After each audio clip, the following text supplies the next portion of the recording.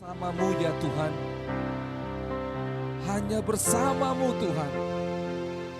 Sekali lagi hanya bersama denganmu Tuhan. Kami sanggup menjalani hidup ini. Hanya bersama dengan Tuhan. Kami sanggup dibawa terbang tinggi di atas semua gunung persoalan. Hanya bersama dengan Tuhan kami mengalami kekuatan. Karena tangan Tuhan yang menjagai, menopang dan memampukan kami. Itu sebabnya kami berdoa, tolonglah kami senantiasa untuk boleh mengandalkan Tuhan, bergantung kepada Tuhan. Terima kasih Bapa yang baik. Kami bersyukur. Mari Tuhan berbicara kepada kami. Lawatlah Bible Study malam hari ini. Biar kami boleh merasakan kehadiran-Mu di tengah-tengah kami. Lewat firman-Mu, kami belajar menggali lebih dalam. Sehingga kami boleh merasakan bahwa firman perkataan Tuhan menyertai hidup kami. Terima kasih Bapa. Kami bersyukur kepadamu. Kami serahkan Bible Study dalam tangan-Mu. Dalam nama Yesus kami berdoa, haleluya. Amin. Beri kemuliaan buat Tuhan Yesus. Puji Tuhan, silakan duduk. Ya, shalom. Dan kita bersyukur hari ini kita bisa lanjut Bible Study kita. Kita bersyukur oleh anugerah Tuhan bahwa hari lepas hari kita semakin bertumbuh dalam Tuhan. Sama-sama katakan bertumbuh dalam Tuhan. Beberapa hari yang lalu saya ada di luar kota jauh dari Makassar. Berjumpa dengan rekan-rekan hamba Tuhan dari beberapa daerah. Lalu berbicara tentang pekerjaan Tuhan di Indonesia, secara khusus Indonesia Tengah sampai Indonesia di bagian selatan. Kami ngobrol bagaimana di sana terjadi dan kami mendengar banyak kisah bagaimana Tuhan melakukan mujizat, bagaimana Tuhan punya cara yang unik untuk membawa semua orang kepadanya. Di setiap daerah kadang Tuhan buat hal-hal yang berbeda. Kadang ada Tuhan izinkan lewat bencana alam, kadang lewat hal buruk, kadang lewat kesuksesan, kadang lewat perjumpaan-perjumpaan dengan orang-orang tertentu, membawa seorang kepada Tuhan. Kita bersyukur karena Tuhan terus bekerja, amin. Dan kita mau belajar percaya bahwa Allah yang hidup terus bekerja di seluruh dunia, sedang berbicara kepada setiap hati. Entah itu melalui alam semesta, melalui kejadian-kejadian, atau bahkan melalui perkara yang terjadi dalam hidup kita. Dan itu semua sedang membuat sebuah kondisi di hati kita untuk berpikir, bertanya, bergantung, dan sehingga akhirnya berjumpa dengan Tuhan. Dan kita bersyukur oleh sebab itu kita mau terus berdoa untuk Indonesia, karena kita tahu bahwa Indonesia adalah rencana Tuhan, amin. Dan terus percaya bahwa kita akan melihat ada gelombang pertobatan di bangsa ini, karena ketika Yesus disembah, ditinggikan, maka kita tahu dia menarik semua bangsa kepadanya, dan ketika itu terjadi, maka terjadi transformasi, terjadi pemulihan, baik secara pribadi, keluarga, bahkan sebuah kota dan bangsa bisa berubah, karena Allah yang sanggup mengubahkannya, amin. Puji Tuhan. Nah, hari ini kita akan belajar firman Tuhan, kita masuk ke dalam Bible Study kita di Yohanes pasal 12. Ya, kita bersyukur sudah separuh dari kitab Yohanes kita selesaikan. Ini enaknya Bible Study, kita bisa memulainya dan menggali lebih dalam, sehingga akhirnya kita boleh menemukan mutiara firman Tuhan di baliknya. Itu sebabnya saya bersyukur, saya senang. Sekali lagi ini dilakukan bukan hanya sebagai program dari gereja, tetapi menimbulkan kehausan, kelaparan untuk menggali firman Tuhan. Karena kita tahu sama-sama ada kekuatan dalam firman Tuhan, amin. Mazmur berkata firman Tuhan itu terang bagi kaki kita, terang bagi jalan kita, dan dia terang bagi kaki kita. Dia menerangi langkah-langkah hidup kita. Bahkan di bagian lain pemazmur berkata bahwa firman Tuhan itu menjadi kekuatan bagi orang-orang yang lemah. Dan kita tahu firman itu tidak berubah, firman itu luar biasa. Itu sebabnya di beberapa bagian secara khusus hari Minggu kemarin ada khotbah Pak Leo sampaikan bahwa orang yang kesukaannya firman dan merenungkannya siang dan malam menjadi orang yang berbahagia. Amin. Oleh sebab itu melalui Bible Study ini kita diajar untuk mencintai firman, menggali firman. Dan kita hari ini akan sampai di Yohanes pasal 12 mulai dari ayat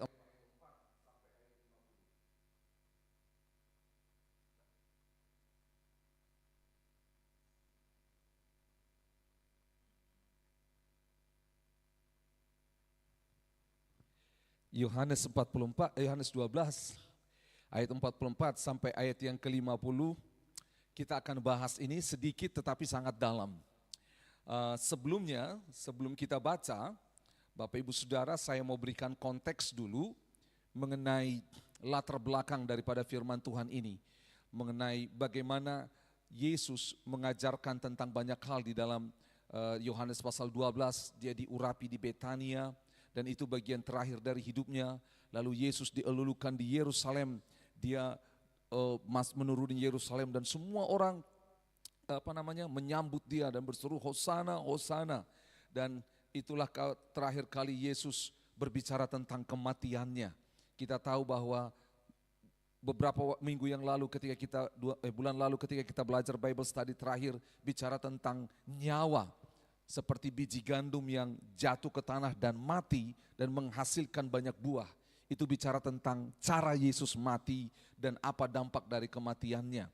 Dan itu menjadi gambaran bagi kita bahwa seperti Yesus yang berani menyerahkan nyawanya kepada Allah dan Allah menggunakan hidupnya untuk kemuliaan Allah.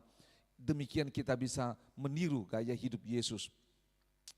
Lalu sebab itu, setelah itu apa yang terjadi? Kita tahu banyak orang yang percaya kepada Yesus.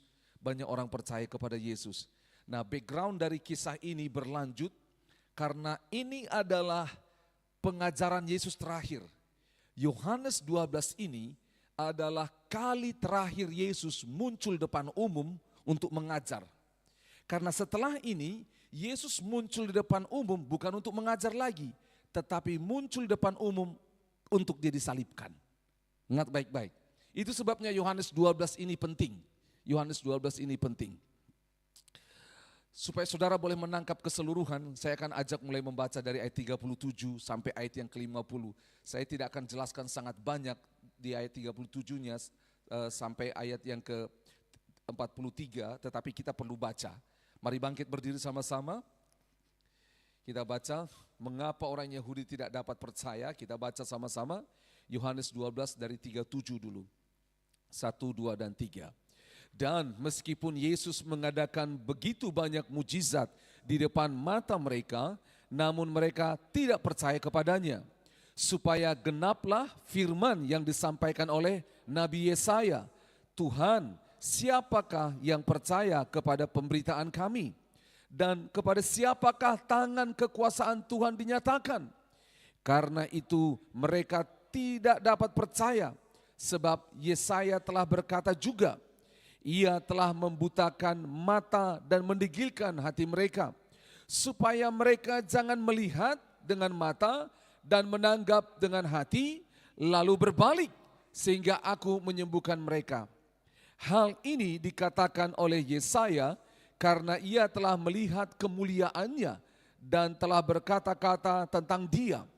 Namun banyak juga di antara pemimpin yang percaya kepadanya, tetapi oleh karena orang-orang Farisi mereka tidak mengakuinya berterus terang, supaya mereka jangan dikucilkan, sebab mereka lebih suka akan kehormatan manusia daripada kehormatan Allah. Silakan duduk, nanti kita akan baca lagi di ayat 44.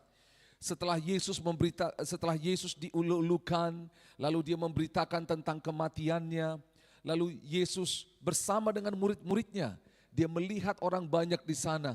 Dan ini yang terjadi kondisinya. Lihat di sana ada murid-murid, ada orang yang percaya kepada Yesus, ada orang yang tidak percaya, ada orang Farisi di sana. Dan inilah yang terjadi, suasana ini. Sekali lagi ini merupakan momen terakhir Yesus memberikan pengajaran di muka umum. Nah, apa yang terjadi? Suasananya yang ditulis oleh Yohanes ini dikatakan, meskipun Yesus mengadakan begitu banyak mujizat depan mata mereka, namun mereka tidak percaya kepadanya. Jadi Yohanes sedang menyimpulkan pelayanan Yesus dari Yohanes pasal yang pertama sampai di Yohanes pasal yang ke-12 sebelum Yesus disalibkan. Yesus sudah membuat banyak mujizat. Mujizat pertamanya yaitu apa?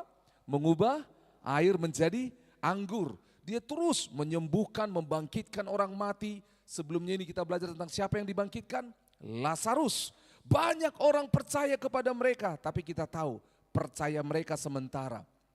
Itu sebabnya dikutip oleh Rasul Yohanes di dalam pasal 12 ini, di ayat 38, supaya genaplah firman yang disampaikan oleh Nabi Yesaya. Tuhan, siapakah yang percaya kepada pemberitaan kami, dan kepada siapakah tangan kekuasaan Tuhan dinyatakan? Saudara, pada saat itu Nabi Yesaya menerima panggilan daripada Tuhan dan menyampaikan kabar pertobatan kepada bangsa Israel, bangsa pilihan Tuhan, tetapi bangsa itu tidak mau percaya. Ini doa ratapan daripada si Yesaya. Tuhan, kepada siapa? Oke, saya diutus kepada bangsa itu. Tapi ketika saya datang di antara bangsa itu, mereka tidak percaya.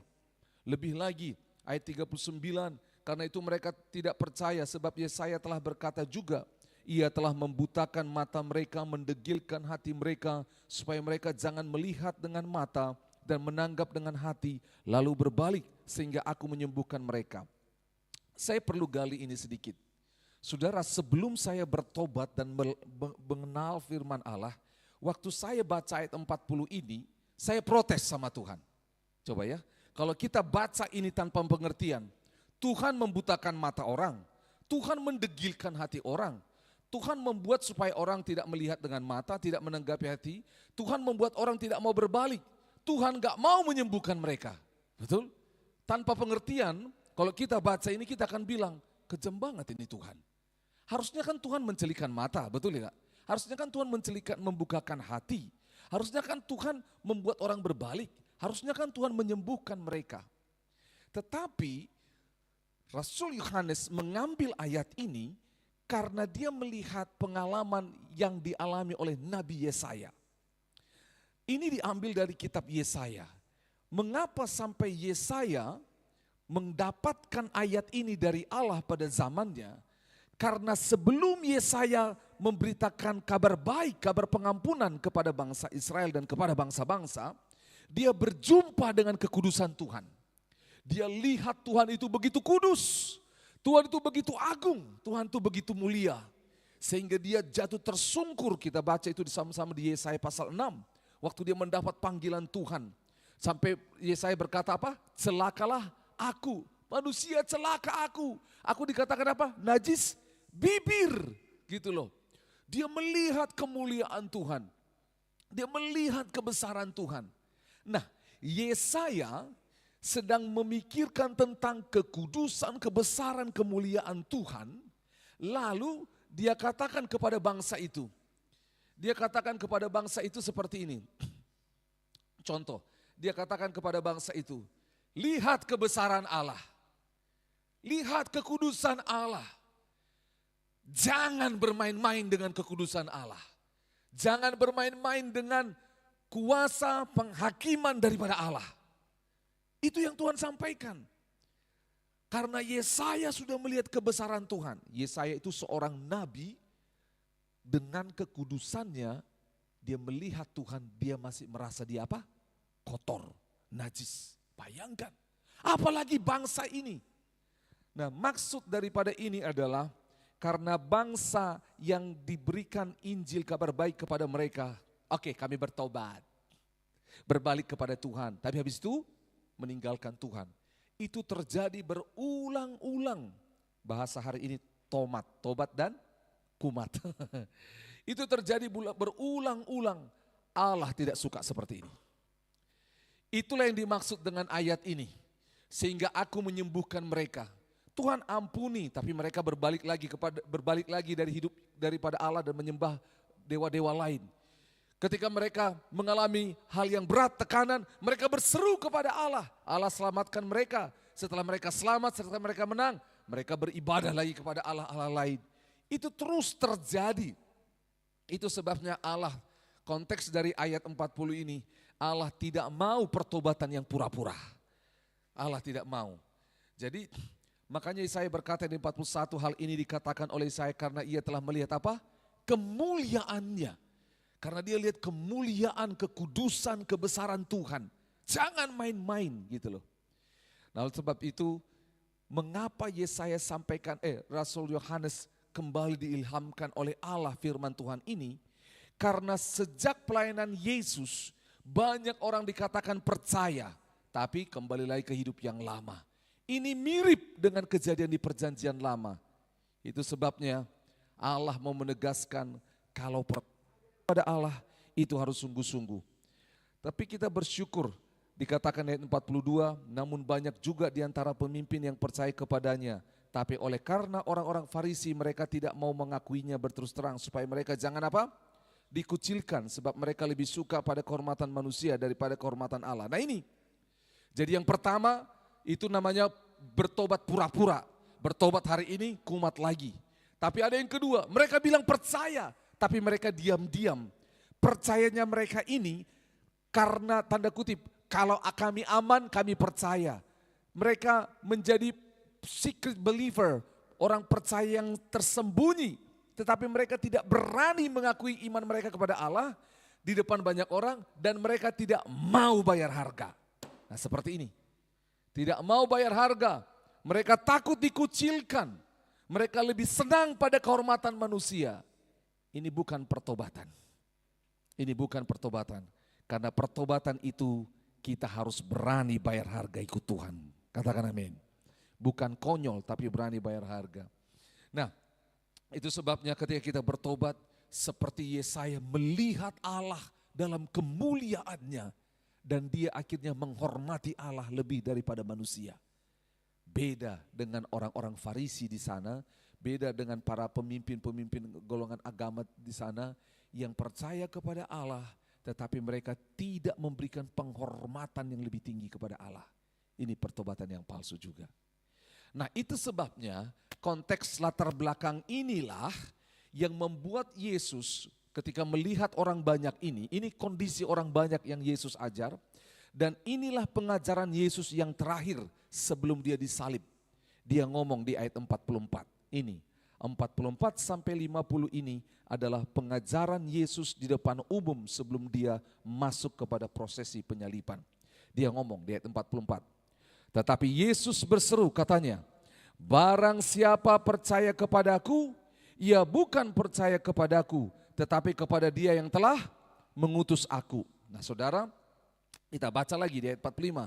Dan barang siapa melihat aku, ia melihat dia yang telah apa? Mengutus aku. Nah saudara dengar baik-baik, kata mengutus aku diulang-ulang.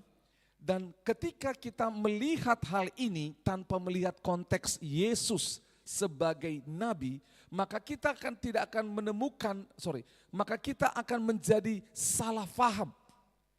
Ada orang-orang yang akan datang pada saudara, dia bilang, Yesus itu bukan Tuhan. Yesus itu utusan. Lihat ini, Yesus berkata di Yohanes pasal 12. Lihat ini. Lihat. Saudara, di kitab Matius, Markus, Lukas, dan Yohanes, Yesus itu berulang-ulang kali berkata, aku ini diutus. Nah, orang yang tidak ngerti konteks firman Tuhan itu, maka mereka akan mencomot Alkitab ini dan berkata, lihat, Yesus itu bukan Tuhan, dia utusan. Dia hanya nabi, dia bukan Tuhan. Kita akan bahas. Ingat ya konteksnya tadi. Ingat konteksnya tadi ya. Oke. Jabatan Yesus ketika dia datang di muka bumi ini, dia itu nabi. Mengapa Yesus itu disebut nabi? Karena Yesus itu tugas seorang nabi adalah membawa perkataan Allah kepada manusia. Itu sebabnya ada nubuatan di perjanjian lama. Akan datang orang yang ada suara yang berseru-seru, persiapkanlah jalan. Karena akan datang seorang yang akan membawa berita daripada Allah. Jadi konteks di perjanjian lama akan ada seorang utusan yang akan membawa kabar dari Allah kepada manusia. Nah Yesus itu ketika dia seorang nabi, dia sedang menggenapi apa yang dinubuatkan di perjanjian lama. Itu ya. Lalu yang kedua, karena dia seorang nabi, dia ngomong percaya kepada dia yang mengutus aku, bukan aku. Yesus sedang bertindak dan memberikan contoh bagi kita, yaitu sebagai manusia. Kita tahu sama-sama. Saya berulang kali sampaikan ketika kita belajar Yohanes 12, di sini kita akan belajar tentang Allah Tritunggal. Kita akan lihat bagaimana Yesus itu sebagai Allah, dan kita akan lihat juga bahwa Yesus itu muncul sebagai manusia. Ketika Yesus itu muncul sebagai Allah, maka apa yang dituliskan tentang Yesus sebagai Allah itu hal yang tidak kita bisa lakukan. Itu hal yang tidak bisa kita lakukan. Tetapi ada bagian Yesus menunjukkan diri sebagai manusia di mana itu kita bisa lakukan. Contohnya ini, Yesus sedang memberi contoh kepada murid-muridnya dan kepada orang percaya, yaitu apa? Aku diutus Allah untuk menyampaikan ini. Jadi kau ikut seperti aku. Sehingga akhirnya apa? Ketika ada orang percaya kepadaku, kepada berita yang kusampaikan, maka apa yang terjadi? Mereka bukan percaya kepadaku, tapi kepada Allah yang mengutusku. Contoh, seperti yang saya katakan, kita di dalam konteks ini Yesus sebagai manusia sesuatu yang bisa kita tiru. Seperti saya, Agus. Saya memberitakan firman kepada Bapak Ibu Saudara, memberitakan firman kepada orang lain. Ketika orang itu percaya kepada firman yang diberitakan, mereka tidak percaya pada Agus. Tapi mereka percaya kepada Tuhan yang mengutus Agus. Gitu dia. Paham maksudnya? Pada saat yang bersamaan juga, kalau saya beritakan Injil kepada orang, dan orang tidak percaya dengan Injil yang saya beritakan, maka saya nggak punya hak untuk kecewa. Karena itu bukan saya, tetapi siapa? Allah. Saya sedang melakukan bagian pekerjaan daripada Allah. Nangkap ini ya. Jadi ketika Yesus berkata, dan yang ketiga, ketika Yesus berkata dia diutus, maka apa yang terjadi? 100% apa yang dipunya, pesan perkataan firman, tugas 100% daripada Allah itu dia kerjakan. Gitu loh. Jadi perkataan Allah menjadi perkataannya. Dia tidak menambah, dia tidak mengurang. Dan yang keempat, ketika dia menjadi utusan, dia merupakan gambaran daripada Allah. Makanya di ayat 5 dikatakan, dan barang siapa melihat aku. Kata melihat di sini bahasa aslinya bukan melihat tapi percaya. Dan barang siapa melihat aku, melihat dia yang telah mengutus aku. Dia sedang belajar, dia sedang memberikan pelajaran. Kalau seseorang yang belum percaya melihat saudara yang sudah percaya, mereka bisa melihat Tuhan dalam hidup kita. Dia sedang memberi ajaran itu, gitu loh. Dia sedang memberi. Ingat baik-baik, ini pengajaran terakhir Yesus sebelum dia disalibkan. Jadi dia sedang memberi ajaran, audiensnya siapa?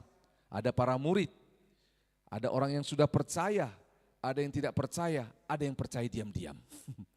Jadi Yesus sedang berkata kepada mereka, hei, engkau yang bilang aku percaya kepada Yesus tapi takut-takut, diam-diam, sembunyi-sembunyi.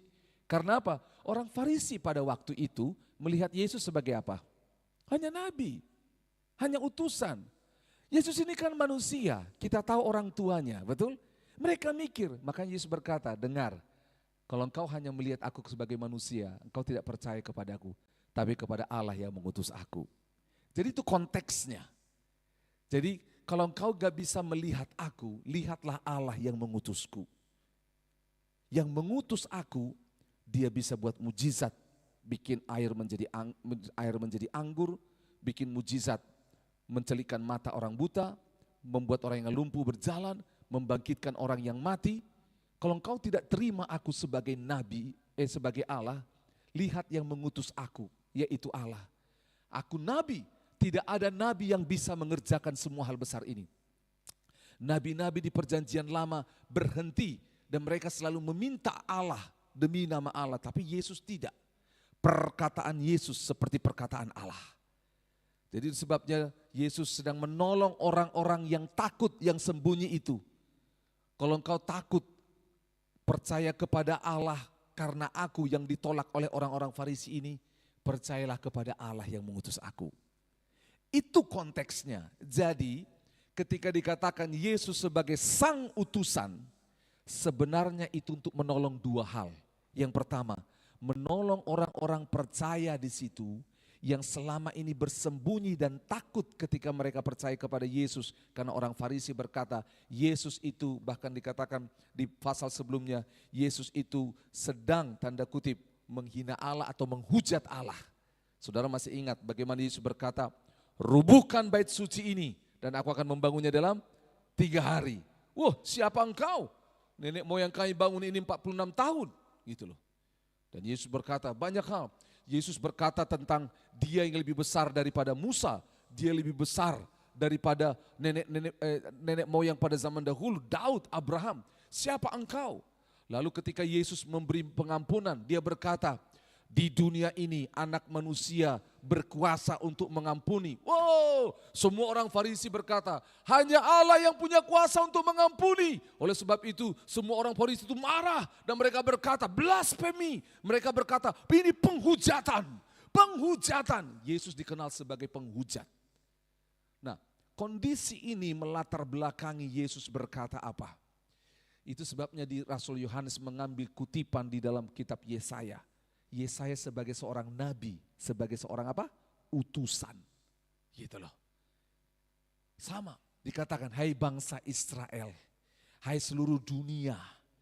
Kalau kau gak bisa percaya kepada Yesaya sebagai manusia, percaya kepada Allah yang mengutusnya. Karena di depan mereka, banyak orang tidak bisa melihat Yesus sebagai Tuhan pada waktu itu. Oleh sebab itu Yesus berkata, percaya kepada dia yang mengutus aku. Perbedaan Yesus sebagai nabi sang utusan dengan semua nabi yang lain. Semua nabi yang lain itu datang dari bumi. Hanya Yesus nabi yang datang dari atas. Itu sebabnya dia dikatakan sang utusan. Gitu loh. Ya. Jadi ini menarik. Jadi saudara paham. Jadi ketika ada orang berkata, lihat Yesus itu kan hanya utusan. Saudara sudah paham ya menjelaskannya.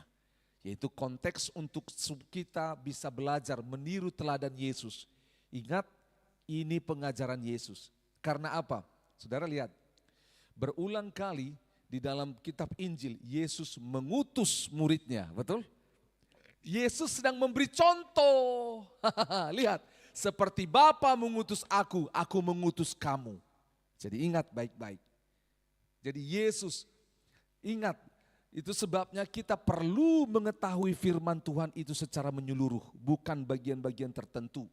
Ada orang-orang yang mencomot bagian tertentu firman Tuhan dan mencabut dari konteksnya sehingga menjadi buyar. Nah, hari ini kita paham mengapa Yesus berkata bahwa dia sang utusan. Ayat 46. Aku telah datang ke dalam dunia sebagai terang. Di Yohanes pasal 8 ini kita bicara akulah terang itu ya. Supaya setiap orang yang percaya kepadaku jangan tinggal dalam kegelapan. Saudara dengar baik-baik. Ketika Yesus ngomong seperti ini, ada kegelapan yang terdekat di atas. Yaitu siapa? Yang dikatakan di ayat 42 dan 43. Yaitu orang-orang yang percaya tapi takut menyatakan imannya. Orang-orang yang percaya tapi lebih memilih kehormatan manusia dibanding kehormatan Allah. Ini orang yang gelap yang terdekat dari konteks ayat ini. Mereka ada dalam kegelapan, mereka terpenjara. Dan sebab itu Yesus berkata, dengar baik-baik, aku datang sebagai terang, supaya setiap orang yang percaya kepadaku jangan tinggal dalam kegelapan. Saudara dengar baik-baik, ketika Yesus ngomong ini, kan di atasnya mereka percaya, tapi masih tinggal dalam kegelapan. Nah ini bahaya. Ini bahaya. Banyak orang hari ini berkata, aku percaya kepada Yesus tapi masih tinggal dalam kegelapan. Ini melanggar firman Tuhan. Makanya Yesus tegaskan, dengar, kalau engkau berkata percaya kepadaku, percaya kepada Allah, jangan tinggal dalam kegelapan. Yesus sedang membuat sebuah penegasan. Karena aku terang, aku terang. Saudara, ketika Yesus sampaikan hal ini, dia mau menolong supaya orang percaya itu keluar dari kegelapannya. Karena apa? Kau percaya tapi tinggal dalam gelap, bukan untuk menerangi kegelapan, tetapi kau mematikan yang namanya terangmu. Saudara masih ingat perumpamaan tentang pelita? Apa kata Yesus? Tidak ada orang yang menyalakan pelita dan menyembunyikannya di mana? Di bawah gantang. Tapi kalau dia menyalakan pelita terang, dia taruh di mana? Di atas supaya bisa menerangi. Yesus sedang ngomong sama mereka. Hai kau orang-orang yang sembunyi dalam kegelapan. Bilang percaya tapi sembunyi dalam kegelapan, sembunyi dalam dosa, sembunyi dalam ketakutan pengakuan manusia, sembunyi dalam kehormatan manusia. Keluar dari situ. Jangan sembunyi, engkau terang. Gitu loh. Jangan tinggal dalam dosa, jangan tinggal dalam penjara itu. Yesus sedang ngomong. Yesus sedang berkata apa? Kalau engkau ada dalam terang, kalau engkau percaya berarti kau dalam terang. Tetapi kalau engkau percaya dan masih tinggal dalam kegelapan, berarti sebenarnya belum percaya. Yesus sedang menegaskan itu. Makanya di ayat 47 dikatakan, dan jikalau seorang mendengar perkataanku tetapi tidak melakukannya, lihat ya, perkataanku dan tidak melakukannya. Kalau dengar dan tidak melakukan, aku tidak menjadi hakimnya, sebab aku datang bukan untuk menghakimi dunia, melainkan untuk menyelamatkannya. Saudara lihat apa yang terjadi. Yesus sedang membuat paralelisasi. Kan kamu sudah dengar perkataanku, pengajaranku, firmanku, lakukanlah. Tapi kalau engkau tidak lakukan, maka apa yang terjadi? Bukan aku yang akan menghakimimu, tapi apa? Firman itu yang akan menghakimimu. Itu sebabnya Bapak Ibu Saudara, ini menarik. Karena di ayat ini Yesus sedang berkata, menjelaskan kepada semua orang yang ada di muka bumi. Karena apa? Semua manusia di muka bumi telah berdosa. Yesus datang, dia tidak untuk menghakimi. Engkau berdosa, engkau tidak berdosa. Yang berdosa mati, yang tidak berdosa hidup. Tidak. Yesus mau menyelamatkan semua orang. Dia datang untuk memberi kesempatan semua orang selamat. Itu dia. Dia datang. Perkataannya, firmannya menuntun semua orang kepada keselamatan. Bukan menuntun kepada penghakiman, kepada kematian, tapi kepada keselamatan. Itu sebabnya Yesus berkata apa? Perkataanku harus dilakukan. Makanya kalau kita bicara di firman Tuhan yang lain, di kitab Petrus berkata, kau seperti orang yang bodoh, mendengar firman Tuhan, namun tidak melakukannya. Tidak, harus dengar tapi melakukan. Harus dengar tapi tidak harus melakukan. Ingat Yesus berkata, aku tidak menjadi hakimnya. Mengapa Yesus tidak menjadi hakimnya? Karena memang pada waktu itu belum masa penghakiman. Nanti akan ada masa penghakiman. Yesus hadir waktu itu di muka bumi. Dia tidak datang sebagai hakim, tapi dia datang untuk menyelamatkannya. Nanti di akhir zaman, Yesus akan muncul sebagai Allah yang menghakimi. Jadi ingat, ini merupakan siklus daripada kehidupan Yesus. Dia Tuhan yang datang untuk menyelamatkan manusia. Dan menunjukkan jalan kebenaran dan hidup. Menunjukkan pertobatan. Ini perkataanku untuk engkau selamat, untuk engkau sampai kepada kekekalan. Ini jalannya. Selesai itu, Yesus mati, dikuburkan, bangkit, naik ke sorga, dia duduk sebelah kanan Allah dan nanti dia akan datang sebagai apa? Hakim. Dia yang akan menghakimi. Makanya Yesus berkata, aku datang bukan untuk menghakimi dunia. Saat Yesus hadir di muka bumi ini, tugasnya bukan sebagai hakim, tetapi sebagai pembawa kabar baik untuk manusia bisa diselamatkan. 48. Barang siapa menolak aku dan tidak menerima perkataanku. Coba lihat, menolak aku dan perkataanku. Artinya apa? Firman dan pribadi Yesus adalah satu. Ini yang kita bahas dari Yohanes pasal 1, betul? Pada mulanya adalah firman. Firman itu adalah Allah, bersama dengan Allah, dan firman itu adalah Allah, dan firman itu ayat 14 menjadi manusia itu Yesus Kristus. Itu yang dikatakan. Nah, oleh sebab itu, barang siapa menolak aku dan tidak menerima perkataanku, ia sudah ada apa? Hakimnya. Apa hakimnya? Firman yang telah kukatakan. Itulah yang akan menjadi hakimnya pada akhir zaman. Jadi lihat, sekali lagi saya katakan tadi, kehadiran Yesus di muka bumi bukan posisinya sebagai hakim, tapi nanti di akhir zaman dia akan menjadi hakim. Waktu Yesus menghakimi manusia pada akhir zaman, dia akan menghakimi manusia itu berdasarkan firman yang telah dia sampaikan. Gitu loh. Ya, firman yang telah dia sampaikan. Saudara masih ingat, ini sedikit mirip ketika orang kaya itu jatuh, ketika orang kaya itu ada di neraka, di dalam dapur perapian itu, dia tersiksa, panas sekali. Lalu dia berkata kepada Bapak Abraham, karena di Bapak Abraham itu ada di pangkuan dia siapa?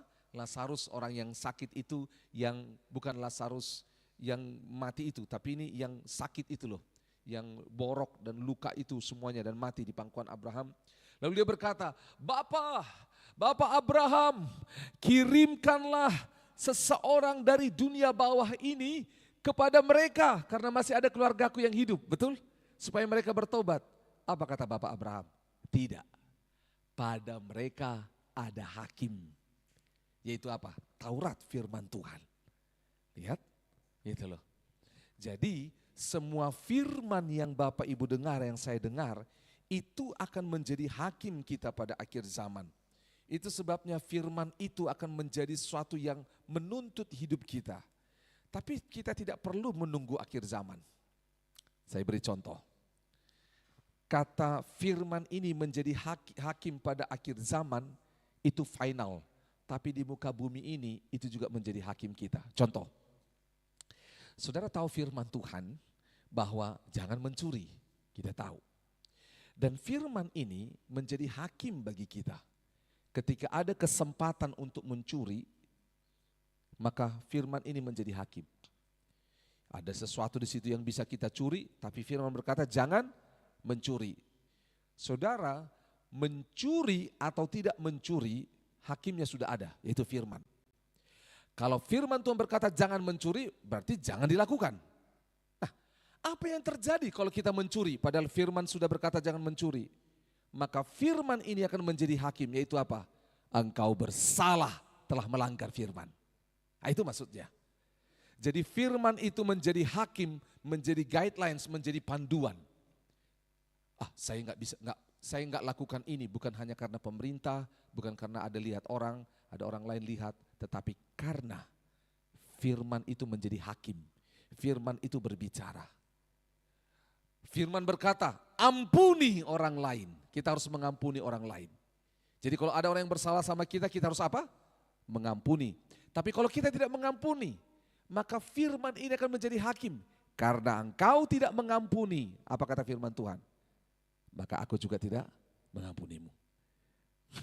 Saudara paham maksudnya ya? Jadi firman itu mulai dari kita percaya sampai pada akhir zaman akan menjadi hakim bagi kita. 49. Sebab aku berkata-kata bukan dari diriku sendiri. Ini kembali lagi Yesus sudah membuktikan tentang Tritunggal. Tetapi siapa?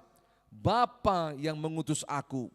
Dialah yang memerintahkan aku untuk mengatakan apa yang harus aku katakan dan aku sampaikan. Saudara dengar baik-baik. Tritunggal tidak dicatat dalam Alkitab. Tulisan ini Tritunggal tidak ada. Tetapi Allah sendiri yang memberikan gambaran tentang Tritunggal itu. Dengan kata Yesus memanggil dia Bapa dan Bapa memanggil Yesus anak. Masih ingat ketika Yesus dibaptis, apa yang terjadi? Terbukalah langit dan terdengar suara, inilah anakku yang kukasihi. Lihat, Allah memanggil dia anak. Ada orang berkata, terus kenapa kalau Yesus itu Tuhan, kenapa dia dibaptis? Lagi-lagi, ketika Yesus dibaptis, dia sedang menunjukkan kemanusiaannya, sedang menunjukkan teladan kepada orang-orang. Ikut teladanku, dibaptis. Sama seperti ini, dia utusan, dia sedang menggenapi nubuatan perjanjian lama dan dia sedang memberikan contoh bagi saudara dan saya. Karena kita murid-murid percaya kepada dia akan diutus untuk memberitakan Injil Allah. Gitu loh. Makanya dia berkata, aku berkata-kata bukan dari diriku sendiri, tapi Bapa yang mengutus aku. Artinya apa? Semua perkataan pengajaran Yesus itu dari Bapa. Makanya kita boleh lihat di kitab Matius ketika Yesus mengajar di kitab suci, di bait suci, apa yang terjadi? Orang-orang kagum. Dan kitab Injil Matius mencatat orang kagum karena Yesus mengajar dengan penuh kuasa. Mengapa Yesus mengajar dengan penuh kuasa? Karena Yesus menyampaikan perkataan siapa? Bapa. Artinya apa? Bagi Bapak, Ibu, Saudara dan saya, kalau kita menyampaikan perkataan Allah, firman Allah, maka itu bukan perkataan manusia, Allah yang berbicara. Itu dia. Dia sedang mengajar kita, gitu loh. Dialah yang memerintah aku untuk mengatakan apa yang harus aku katakan dan aku sampaikan. Ini menolong kita untuk Yesus berkata, karena begini, karena ada murid-muridnya di sana. Murid-muridnya ini, kan sebentar lagi Yesus akan mati dan Yesus meninggalkan mereka. Seakan-akan belum cukup waktu untuk Yesus training mereka, gitu loh ya. Sehingga mereka berpikir, terus bagaimana nanti? Apa yang harus kukatakan? Apa yang kusampaikan? Yesus sedang berbicara kepada mereka, dengar. Bukan kehebatanmu merangkai kata, bukan kehebatanmu mengingat, bukan kehebatanmu untuk menyimpan perkataan di dalam hati, tidak. Tapi Bapa berkatakannya kepadamu. Saudara lihat, konsep ini sama seperti yang dialami oleh Petrus di Matius pasal 16. Saudara masih ingat, Yesus bertanya, menurut saudara, menurut banyak orang siapakah aku? Mereka berkata, engkau salah satu nabi besar, Elia dan macam-macam. Tiba-tiba Yesus berkata apa? Menurutmu siapa aku? Petrus berkata apa? Engkau adalah Mesias, anak Allah yang hidup. Apa kata Yesus kepada Petrus? Berbahagialah engkau, Simon bin Yunus, sebab bukan manusia yang mengatakannya kepadamu, tapi siapa? Allah yang memberitakannya. Nah sama, Yesus sedang berbicara dengan konteks yang sama. Dengar baik-baik. Apa yang harus kau katakan, apa yang akan keluar dari mulutmu. Karena bukan engkau tetapi Allah. Sama seperti Yesus berkata, dengar aku ini seperti utusan, kau nanti akan menjadi utusan. Perkataanku aku dapat dari Allah. Sama seperti engkau, ketika engkau diutus, perkataan yang akan kau dapatkan dari Allah. Firman yang kau dapatkan dari Allah. Kuasa yang kau dapatkan dari Allah. Yesus sedang mengajarkan itu pada mereka. Maka yang dikatakan di ayat 50. Dan aku tahu bahwa perintahnya itu adalah hidup yang kekal. Jadi apa yang aku katakan, aku menyampaikan sebagaimana yang difirmankan oleh Bapa kepadaku. Yesus berkata, aku tahu bahwa perintahnya itu hidup yang kekal. Yesus sedang memberikan kesimpulan kepada para murid, bahwa ketika engkau memberitakan perkataan Allah, ketika engkau membawa Injil kerajaan Allah, maka semua pelayanan itu akan menuntun kepada hidup yang sejati, kepada hidup yang kekal. Engkau tidak mengerjakan itu hanya untuk hidup dunia ini, tetapi sampai kepada kekekalan. Yesus sedang memberikan pengertian kepada murid-murid bahwa pelayanan yang akan kau teruskan, penyampaian kabar baik, perintah Allah yang kau kerjakan, itu bukan hanya untuk sampai hari ini. Itu akan menolong engkau sampai pada hidup kekal, bahkan orang-orang yang mendengarnya akan sampai pada hidup yang kekal. Yesus ngomong itu. Terus Yesus berkata, apa yang kutakan aku menyampaikannya sebagaimana difirmankan oleh Bapa kepadaku. Konteks ayat ini menarik sekali. Bagian daripada kesimpulan. Seakan konteksnya seperti ini. Yesus berkata, di bumi ini aku datang hari ini, dan di sana di dalam kekekalan Allah Bapa dari sana ngomong, semua firman yang kusampaikan kepadamu, Injil berita kabar baik, itu akan berlaku dari engkau percaya sampai pada kekekalan. Jadi Allah dalam kekekalan, Bapa disebut Bapa di sini, Allah Bapa dalam kekekalan, Dia ini bertanggung jawab untuk setiap firman yang akan disampaikan. Itu sebabnya Dia bertanggung jawab bahwa firman itu tidak akan berubah. Firman itu tidak akan lenyap. Firman itu tidak akan pernah kekurangan kuasanya. Karena dari kekekalan Dia menggaransi, Dia menjamin bahwa firman itu terjadi.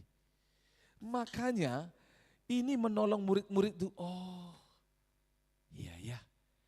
Yesus sedang menjembatani pikiran murid-murid supaya mereka tahu bahwa kalaupun aku tidak ada bersamamu, Bapa Allah yang mengutusku akan mengutusmu. Yesus sedang menolong mereka supaya sebagai manusia engkau bergantung kepada Allah. Kau tidak bergantung kepada yang kelihatan. Kan Yesus adalah Allah yang kelihatan. Engkau supaya ditolong. Karena apa? Karena tugas perintah yang kuberikan kepadamu itu diberikan oleh Allah. Dan itu adalah perkataan yang kekal. Perkataan kekal inilah yang akan menuntunmu sampai kepada kehidupan yang kekal bersama dengan Allah. Nah saudara, itu sebabnya saya katakan tadi di awal, ini adalah pengajaran Yesus terakhir di muka umum. Mengapa dia lakukan ini? Karena setelah ini dia akan, kalau di dalam Yohanes pasal 12 di atas kita baca dikatakan dia akan bersembunyi. Yesus pergi dan bersembunyi. Karena Yesus berkata dia akan sembunyi. Kata bersembunyi di sini, dia akan mengurangi kemunculannya di depan banyak umum. Dia akan mulai menyendiri bersama dengan murid-murid. Itu sebabnya nanti kita akan baca dimulai di Yohanes pasal 13. Dia menghabiskan waktu dengan khusus dengan para muridnya. Dia tidak di depan publik lagi. Di Yohanes 14 dia membuat pengajaran khusus kepada murid-murid. Dia bicara tentang Roh Kudus di sana. Yohanes pasal 15 secara khusus pengajaran itu dia ngomong tentang bersatu dengan Allah Bapa. Dia ngomong kepada murid-murid untuk saling mengasihi. Dia ngomong akan terjadi dunia membencimu. Jadi ingat dari pengajaran di tempat umum di pasal 12 itu terakhir, 13, 14, 15, 16, 17 dia akan bercerita kepada murid-muridnya secara pribadi. Bahkan di Yohanes pasal 17 nanti Yesus akan menyendiri, dia akan berdoa sangat panjang, doa Yesus paling panjang. Setelah itu Yesus ditangkap. Itu Yesus mulai muncul lagi depan umum tapi tidak mengajar lagi. Itu sebabnya Yohanes pasal 12 ini menjadi krusial, menjadi penting. Karena ada pesan-pesan penting yang Yesus sampaikan di sana. Kalau saudara lihat di sana, Yesus mengajarkan 3 hal. Yang pertama, ya sebagai kesimpulan.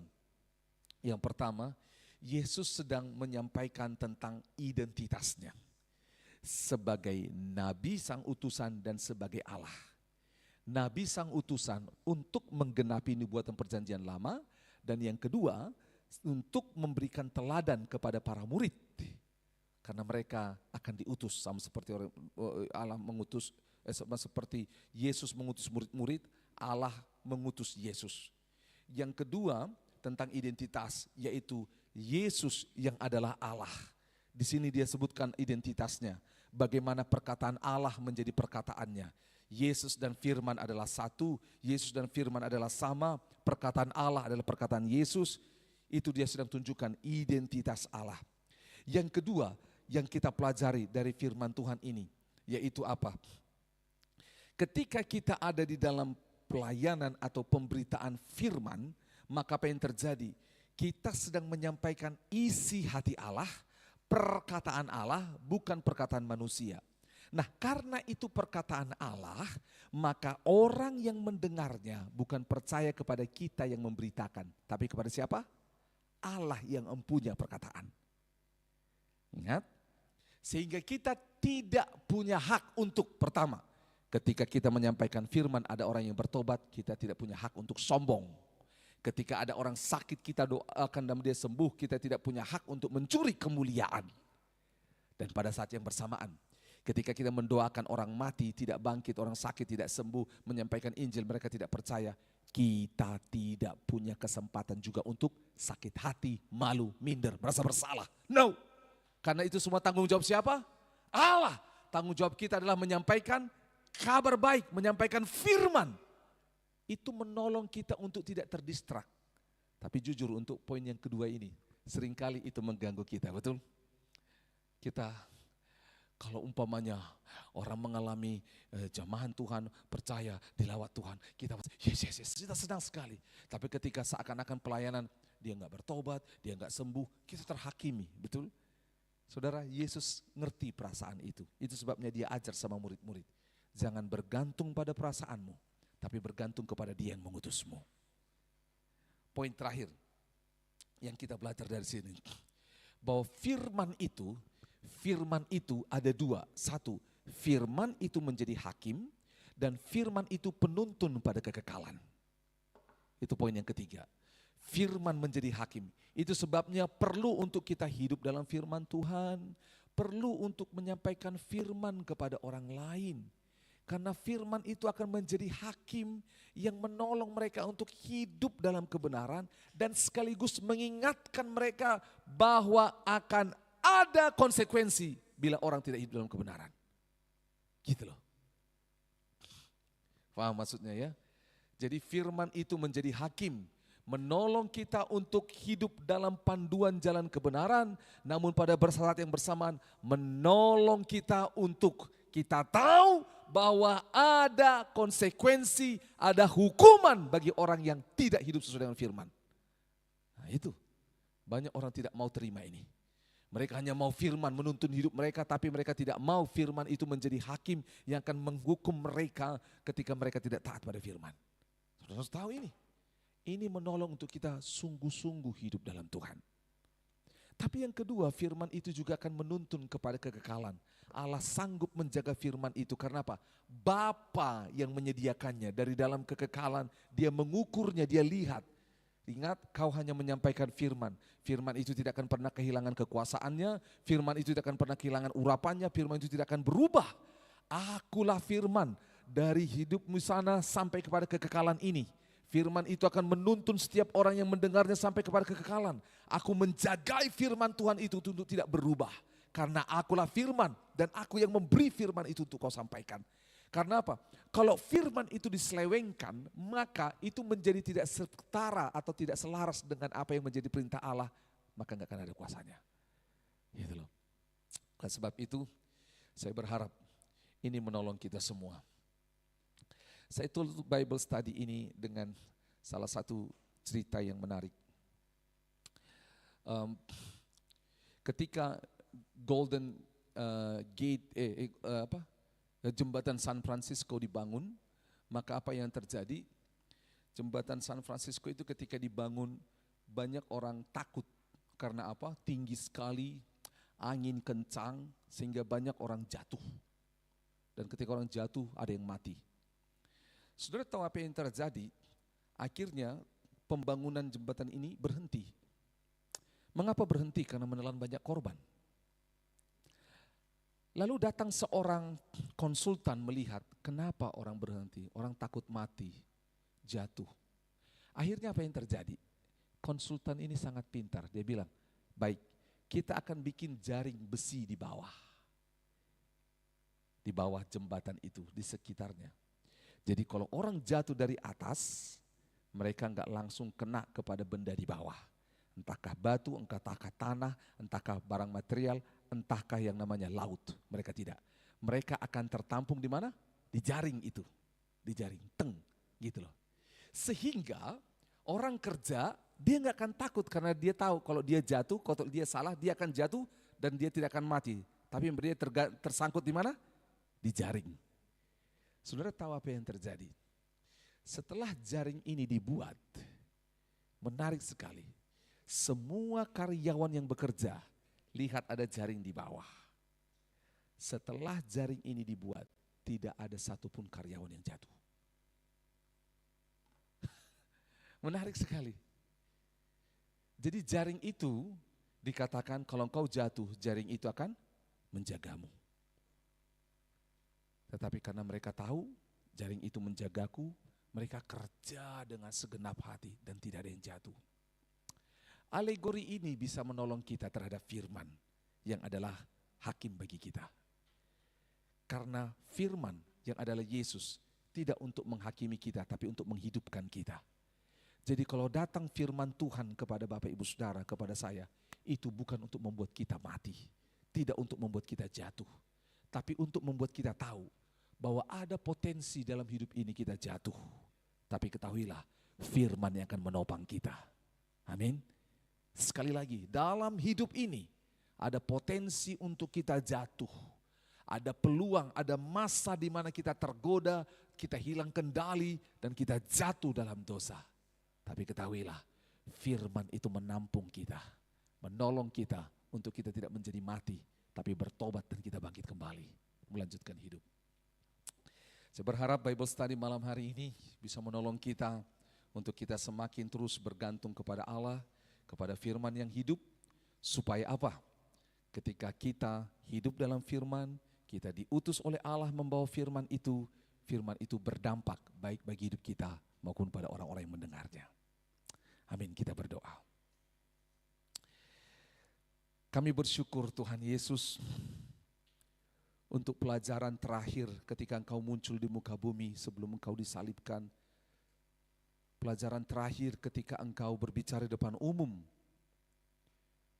untuk semua orang mendengar, baik murid-murid, orang percaya yang sungguh-sungguh maupun orang percaya yang tidak sungguh-sungguh. Orang yang menolak Engkau, bahkan orang-orang Farisi. Engkau sedang menunjukkan identitasmu. Engkau sedang berbicara. Terima kasih Tuhan, Engkau sedang memberi model, memberi contoh bagi kami. Sebagai utusan-utusan Allah, kami yang sudah menerima keselamatan, Tuhan mengutus kami kepada orang-orang yang tinggal dalam gelap untuk membawa firman, membawa terang kepada mereka. Firman itu bukan milik kami, terang itu bukan milik kami, tetapi milik Allah. Dan itulah yang kami bagikan kepada orang-orang di sekeliling kami. Firman itu tidak pernah kehilangan kuasa. Firman itu tidak pernah kehilangan pengurapannya. Firman itu tidak berubah. Dan firman itu bertahan sampai kepada kekekalan. Kami sedang hidup di dalam firman yang kekal itu. Terima kasih Tuhan. Kami bersyukur dan kami juga hari ini dilatih untuk kami tidak tersembunyi di dalam kegelapan. Kami tidak takut untuk memproklamasikan iman kami. Kami berani untuk menyatakannya kepada banyak orang. Terima kasih Bapa. Kami berdoa mohon anugerah biar firman Tuhan itu menjadi hakim bagi kami yang menolong kami untuk hidup dalam kebenaran, menolong kami ketika jatuh dalam dosa, dan menolong kami untuk tidak tinggal dalam dosa. Namun kami hidup, dipulihkan, diampuni, dibenarkan, sehingga kami berjumpa dengan Allah dalam kekekalan. Terima kasih Tuhan Yesus, kami bersyukur. Kami terima firman Tuhan ini. Di dalam nama Tuhan Yesus kami berdoa, kami berucap syukur. Haleluya. Sama-sama kita katakan, amin. Puji Tuhan.